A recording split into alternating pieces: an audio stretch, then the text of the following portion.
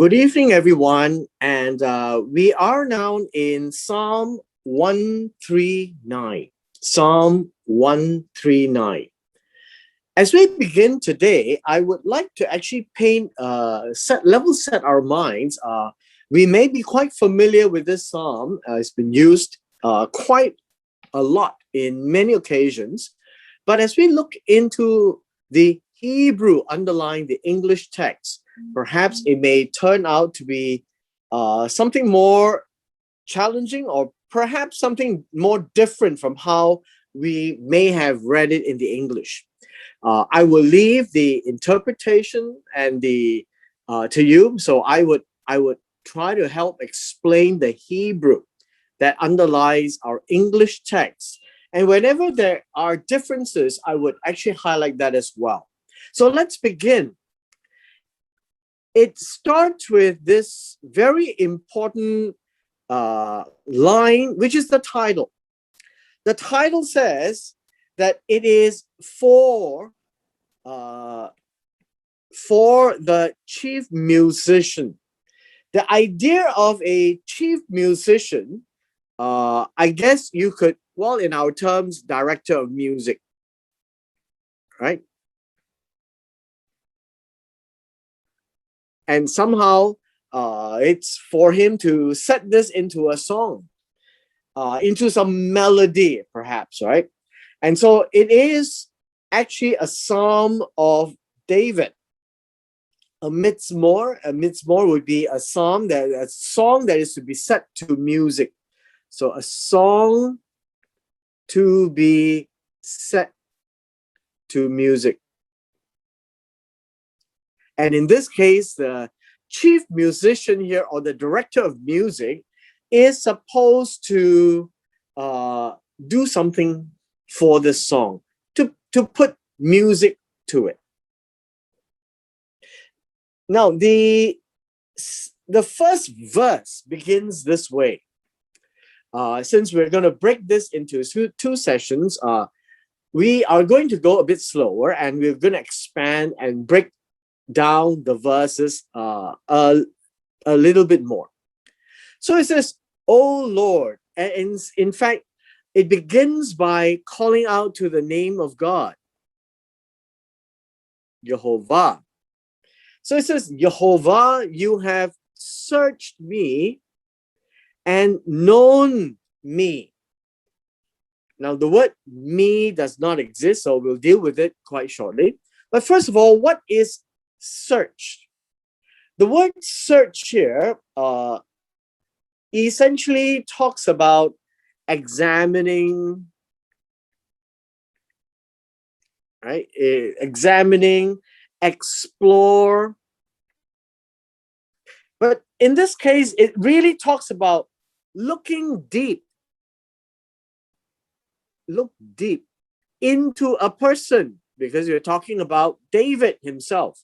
So the first, on the onset, it says, "You have searched me," and it's in the perfect tense, that it is an action that David looks at, that he has completed, and God has actually went deep into the life of David. That's what he means by "you have searched me." And by searching,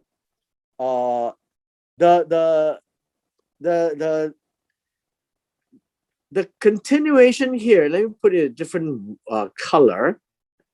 The word "and" really means "and then," right? And then.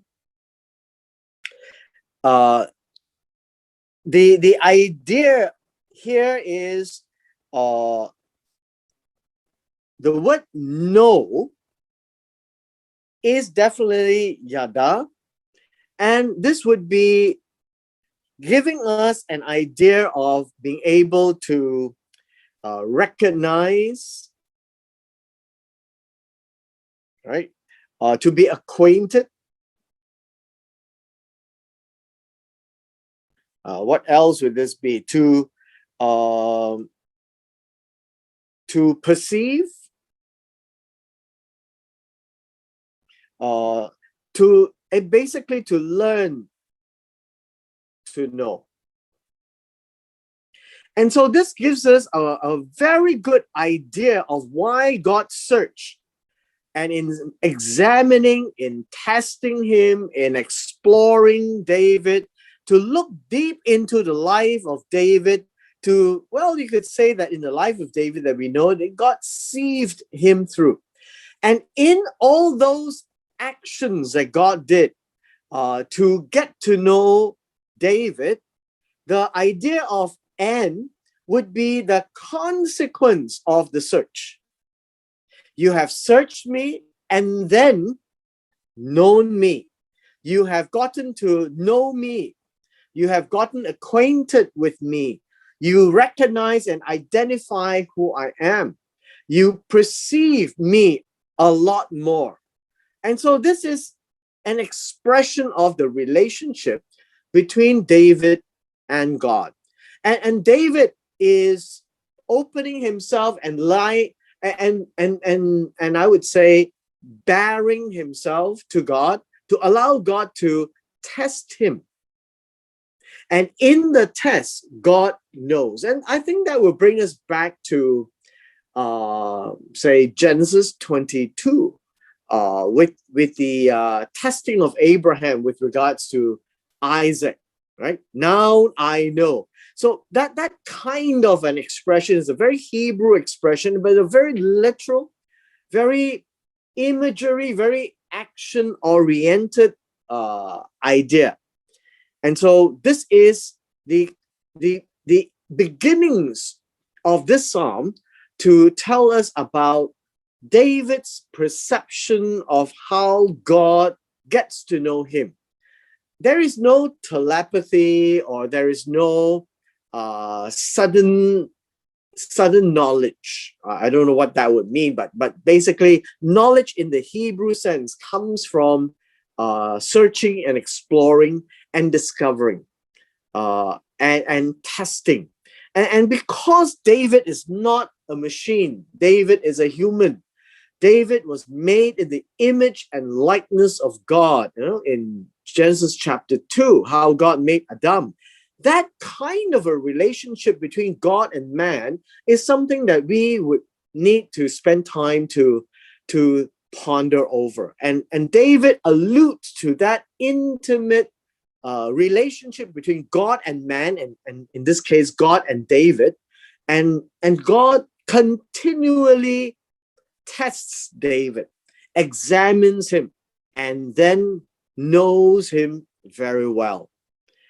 And in verse 2 onwards, you would find how David expresses God's knowledge, this known me. Say, you know my sitting down and my rising up. You understand my thought from afar off. What does that mean? Now, the word know here in verse 2 is really to bring this word here to this. They are linked together. So you have known me. How you have known me? This is what you know me, God. You know my sitting down and my rising up. And rising up really is about to stand up. You see all the motions: sit down to rest, rise up to awake. These are all expressions of motion, of action. The next line is you understand. And the idea of understand is to discern. It is to perceive. All right? Which tells us that this idea of know corresponds to the understand. And here you have an A and a B. And what does David say that God discerns and perceives? He says, my thoughts. Now, the idea of thoughts here Rea would be the idea of purpose, right? My purpose, my ideas, right? My aim. And the idea from far off means that it is from a distance.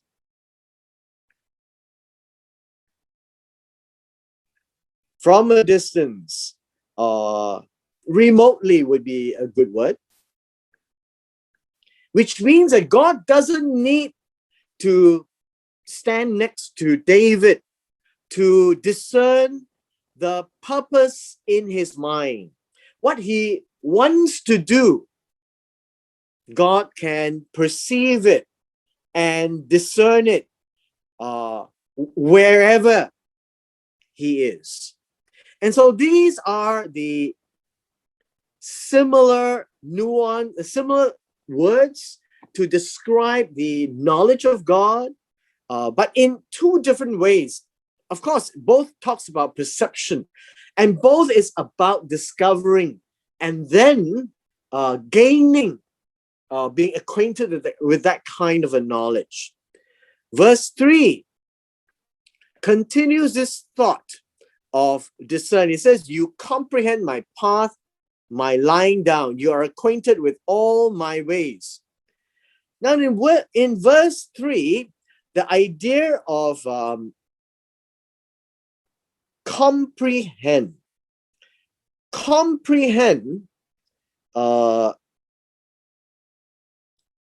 really means to, how should we say, to harvest. I think harvest would be a good word. So how do you harvest this? So the idea of harvesting is to scatter or to winnow, and then you collect the grain, right? To harvest, to winnow. And this idea is, from here, God shakes it up, and then God collects the information of my path. Now, the word my path literally means my journey, where he is going. This is like a circuit. There is a definite path that he is taking. And then the second word here, my lying down, literally means to stretch out, right? Lying down means to stretch out. And into stretch out implies sleeping. That would be a sleeping posture.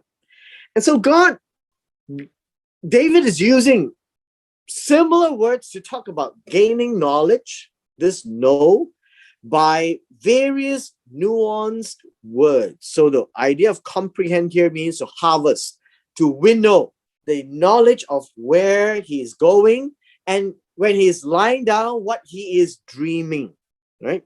And then you are acquainted with all my ways. Now, this word acquaint, I think the word familiar can be used, right? To be familiar, to, what else can you say with it? To, acquainted, familiar. I think that would be the word that we can use, to be familiar. Familiar with all my ways. Now, the idea, okay, let me give you another one.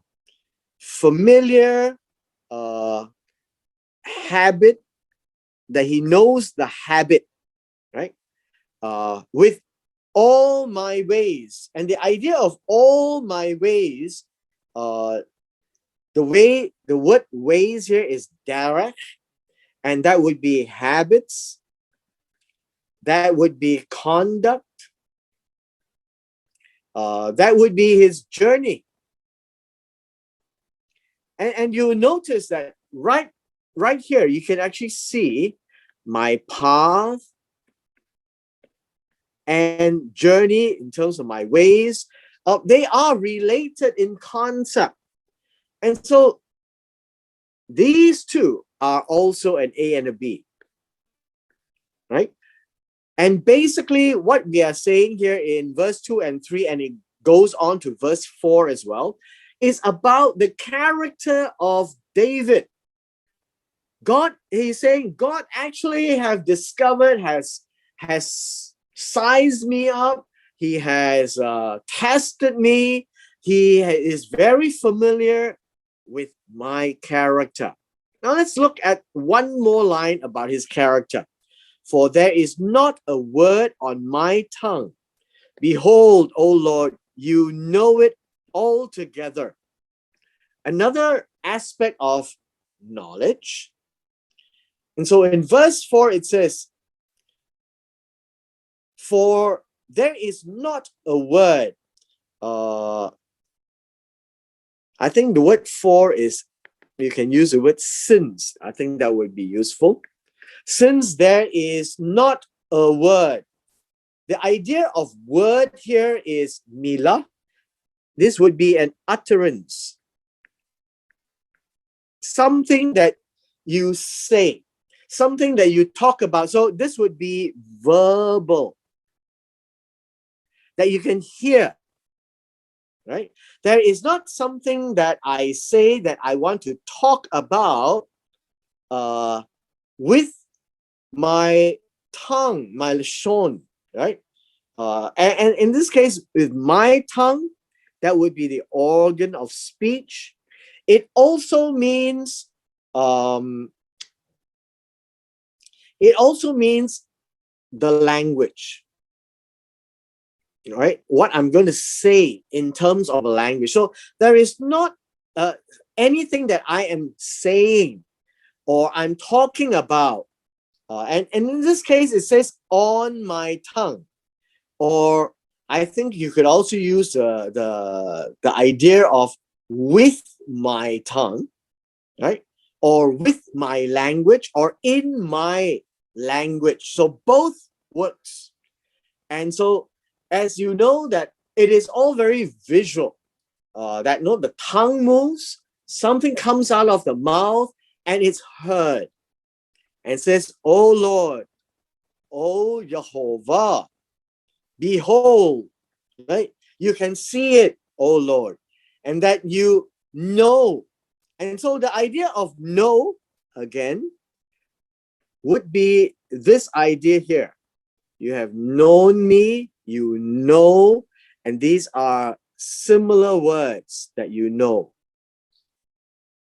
And it says you know it all together. The idea of collide, you know, I think you could use this word. You know it, you know every word of it, right?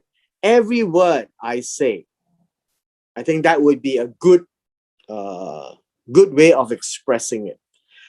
So when you look at verse 2, 3, and 4, it is about David. It's about the character of David. It's about his habit of David. It's about the mannerism of David. So his sleeping, his walking, his stretching, his journey, his speech.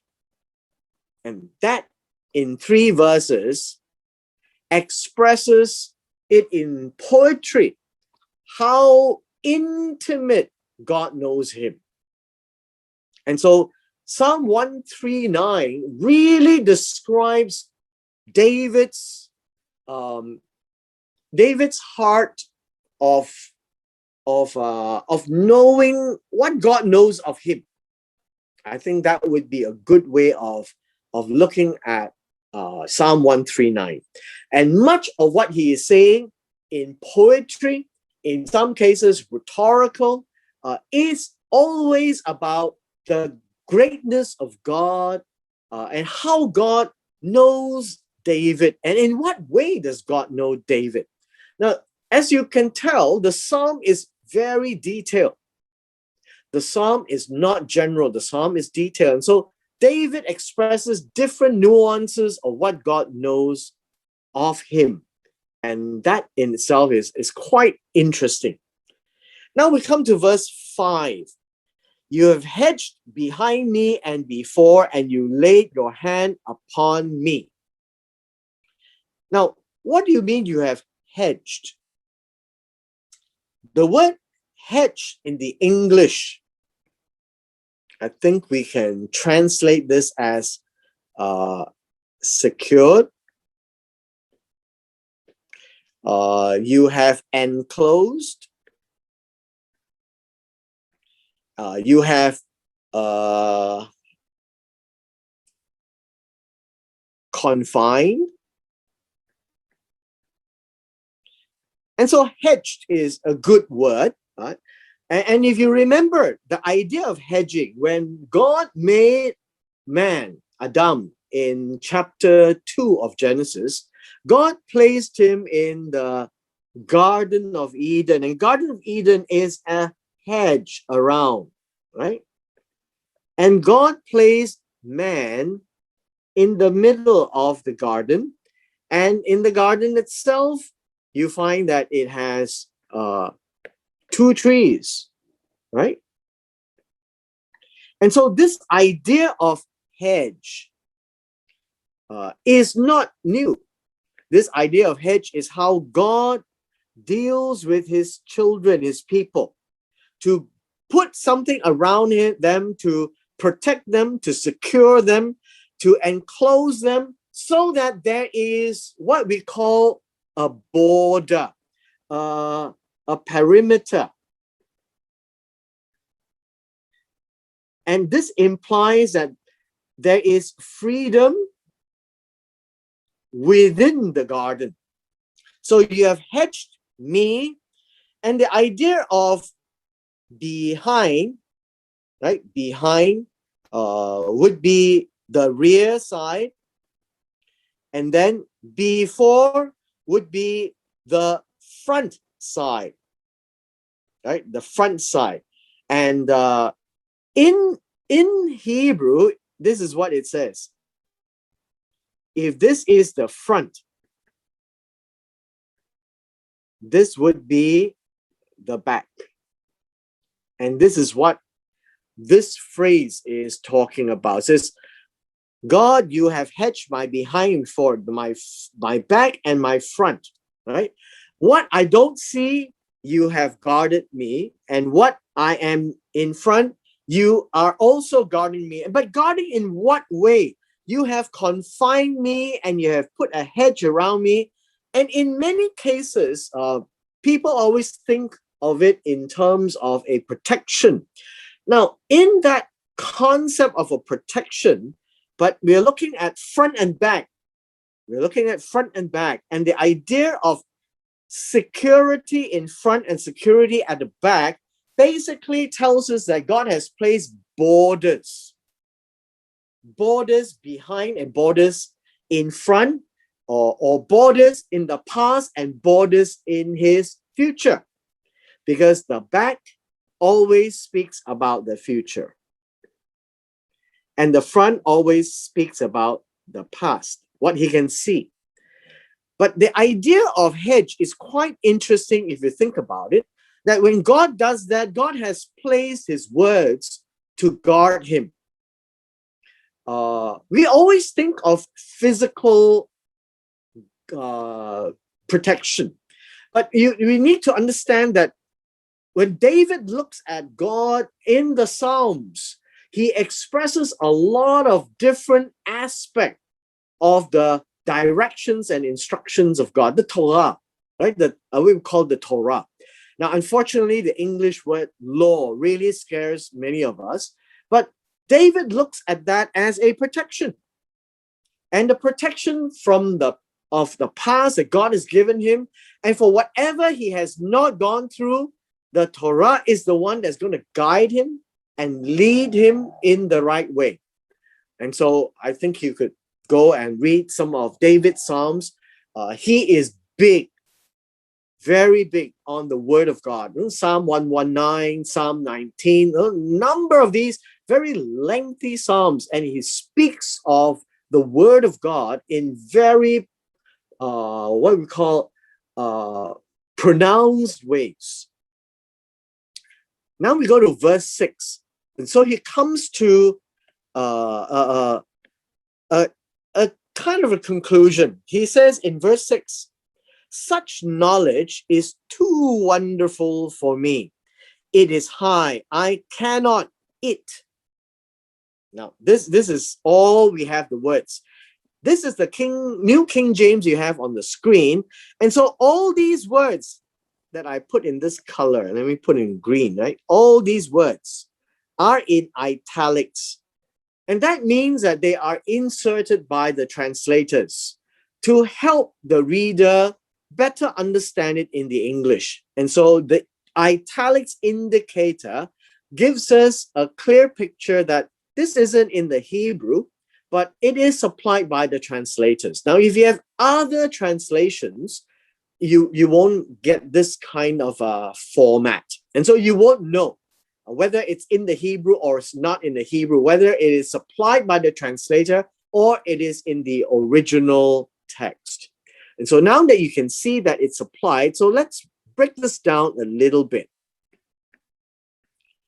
Such knowledge, and the word knowledge here would be the noun. This is the noun of the word know.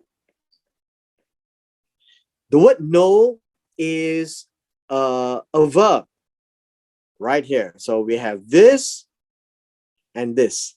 So this, and this, that would be the verb. This would be the noun, knowledge. So now David has turned everything that God knows into a phrase called knowledge. Everything that God knows. It is too wonderful for me. Now, the word too wonderful is a very modern word. Let me give you the Hebrew. The Hebrew would be incomprehensible.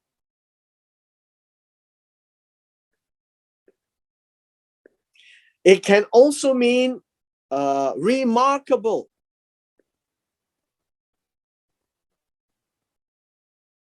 It is David expressing or emoting, I guess you could call it, emoting. And so that kind of a knowledge, I really cannot wrap my head around it. That really would be a more colloquial way. Yes, I have actually missed one line in verse 5. So you take a look at verse 5. It says, and I have laid your hand upon me. And the word lay, and this word here is and then.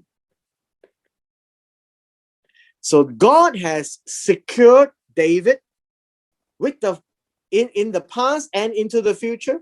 And I've suggested that would be the Torah of God. And after that, God has put. That's what it means to put. To lay is to put. To put, to set, to affix. And we say his hand. You notice the hand is the word kaf, right? And this is an open hand. Open palm. Not just hand, but an open palm. And there is a hollow of the hand. And so this is also in terms of an idea of security, right? And so we have A and B here as well. And so the hedge is the security God has given for the past and for the future.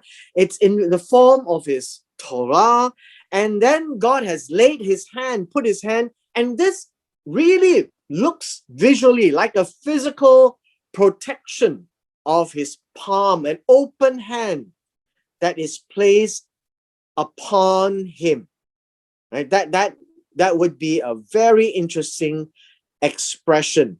Upon means from the top above him. So you get this impression of a big hand that is overshadowing or cupping him in terms of giving him security. Right?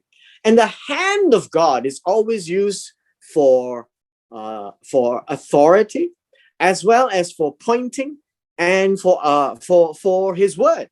Right? The Torah means God's hand pointing. And so such knowledge is really incomprehensible for me. And he says, it is very high. It is set on high. Right? It is set on high. It is exalted. This is God we're talking about.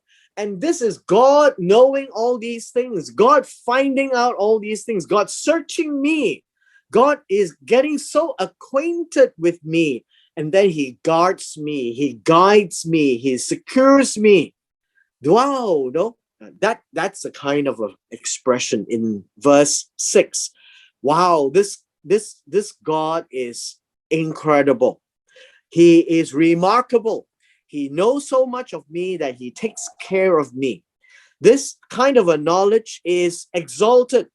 And he says, I cannot attain it. But that really says that I cannot reach it would be a better way. I cannot reach it. Or I cannot, I don't have the power to find it. I don't have ability, right? Ability or the power to endure it, to know it, to gain it. And hence that is why the translators apply the word attain, right? I cannot it. Well, cannot it doesn't sound very nice in the English. Cannot what? And so the idea is I'm not able to comprehend it would be a good way of understanding it. So comprehend. So from verse 1 to verse 6 describes how David sees God looking at him, understanding him, testing him, discovering him, and knowing his ins and outs, his ups and downs, his rising and sitting, his walking, his habits, and really securing him. And that would be how he expresses his I would say awe of God. We're going to do 3 more verses and then we will leave the rest for tomorrow. And so we'll end in verse 10. Now from verse 7 says, where can I go from your spirit? Or where can I flee from your presence? Now instantly you will find that the word go and flee has very similar context. So let's break this down. First of all, the idea of where is important. Where am I supposed to go? And the first word go is to walk. Walk from your wind, right? That's ruach, and that would be wind. And or where can I flee? Now, the word flee here is to run away. Right? That would be a good way to take flight, to hurry away, to hasten away, to quickly get away.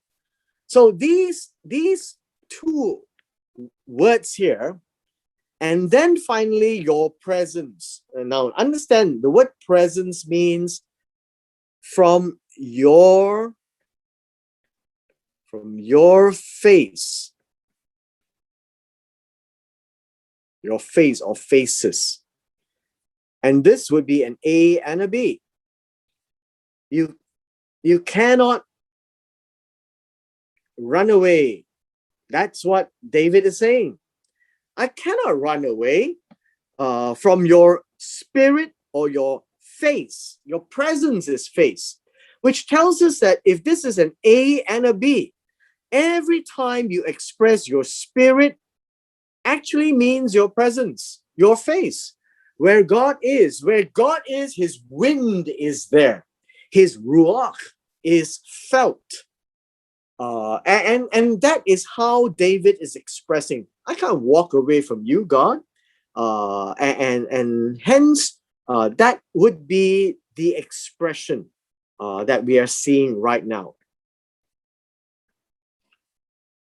Now, in verse 8,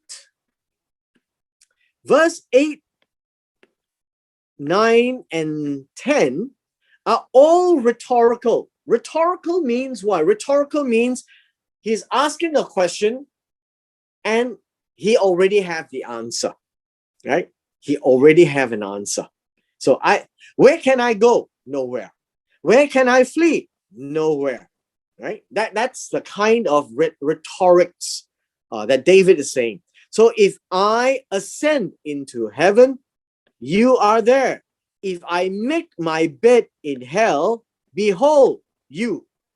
Now notice, are there is in italics. It does not exist in the Hebrew. So what does this mean? So let's break this down. If I ascend, nasak means to go up. So into heaven, we use the word heavens, and this is shamayim. Now notice there is no definite article. There's no hashamayim, right? There's no ha in this word. So it doesn't say if I go into the heaven. But the idea here is this. There is a contrast of two words. Heaven, shamayim, and the word hell, and which I don't like this word hell here. It is Sheol. So these are two locations, meaning if I go up, ascend into Shamayim, you are there. Means there you are, right? We supply the word are. God is there. That's what it means. And then if I make my bed. Now the word make my bed literally means to lay, to spread. Now, in the old days, they don't have Dunlop pillows, right? They don't have mattresses. So when they make bed, they actually spread out their cloth onto a couch or onto the floor, and then they lie down. And that action of lying down or spreading out is to sleep, right? Is to sleep. And so when you take a look at this word sleep, make my bed as to sleep, it means that I am going to Sheol, and that is the afterlife, a place where they believe that people go after they die. And so this is a very poetic sense. In the book of Ecclesiastes, it says, our spirit returns to our maker in the sky, in heaven. And so this is the thought here. This is a very Hebrew thought that the spirit goes up and the body goes to dust into the ground. And then in this case, is talking about two locations, Shamayim and Sheol. And this is also an A and a B. God is there. And this has to do with David. This is David's psalm, right? And that's what David is saying. Wherever I go. And so these two are also talking about where to go. Wherever they go, God is there. How can I leave from your wind and your face? God's presence. God is there. God is there. So you notice it is, where can I go? You are there. If I go here, you are there. So let's look at verse 9. Do we see this continuing? So if I take the wings of the morning, and then I dwell in the uttermost parts of the sea, even there your hand shall lead me, and your right hand shall hold me. Now, this one here, we have two parts, right? We have two parts. We have an A, B, and A, B. And so this idea is really an A and a B idea. Wherever I go, so if I take the wings, now notice this is a psalm, right? It's very poetic. So I lift my wings, I flap my wings. So take note of this. I flap my wings. And now he portrays himself. If I were a bird, right? If I were a bird, I flap my wings in the dawn. This word morning is not really morning. It's shahar. Shahar really means the dawn, when people wake up. When the sun is breaking across the horizon. And where would this be? This would be the east, right? And now the next line here says this. And if I were to dwell, the word dwell is to settle. So these are contrasting, definitely, but they are talking about the same thing, about going away, running away. So if I flap my wings and I settle down in the uttermost parts. Now the word uttermost part is the very end, the very end of the sea. What sea? Right? What sea? And you notice the word sea also means west. If you were in the land of Israel, the promised land, the time of David, and this is you, and this would be the way to look at things. This would be east, because we have the Jordan River and the Salt Sea. And this would be west. And where we will be at the Mediterranean Sea.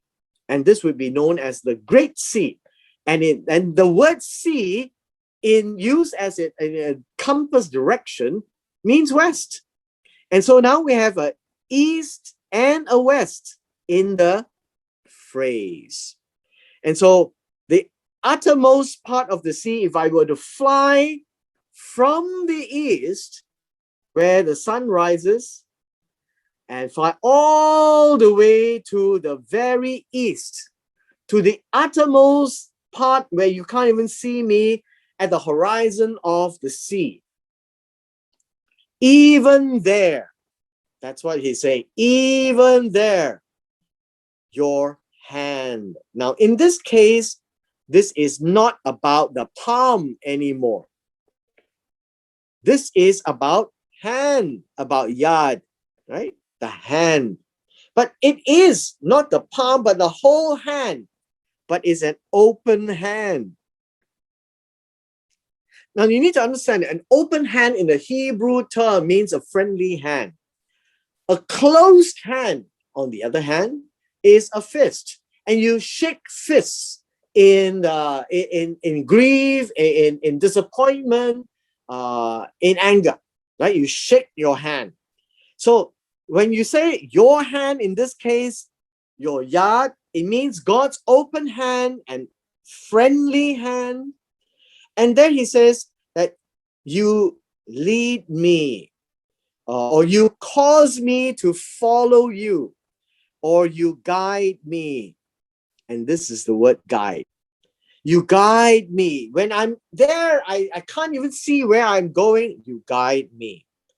Now, the next word here also is with regards to the hand, but it is a very specific hand. Your right hand.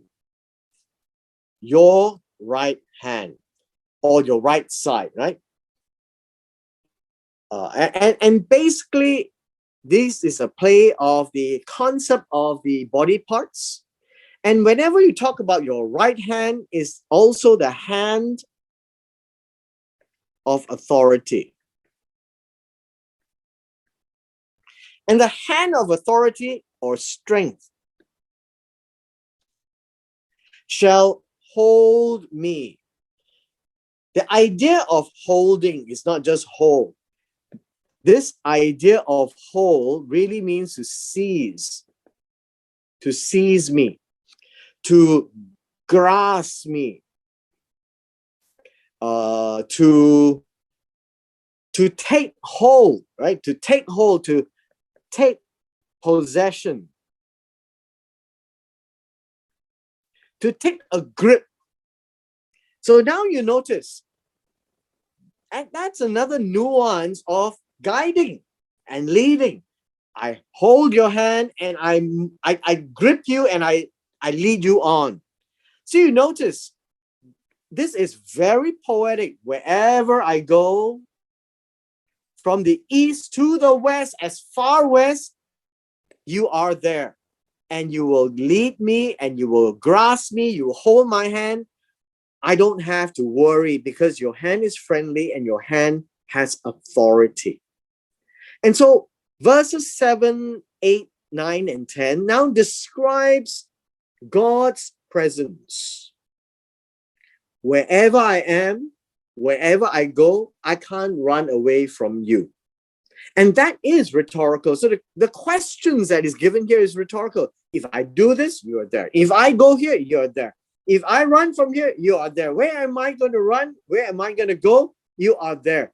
Why is David saying this? We have always to remember verses 1 to 6 is that David is expressing such an intimate knowledge that God has of him. How intimate? Wherever he takes one step, God is always there with him. That is the close relationship that David has with God. And remember, this is a psalm. And in this psalm from verses 1 to 10, we have already unpacked the incredible close relationship. And remember, God calls David a man after my own heart. And this psalm reflects the character of David in relationship with God and how well David knows God. And that is the intimate knowledge coming from an intimate relationship with his God, Jehovah. And in that relationship, he feels that close to God, that wherever he goes, God's presence is there. So notice, spirit and presence means the same thing, right? Talking about the same thing. And so wherever he may be, God is there, because the relationship between David and God is very close.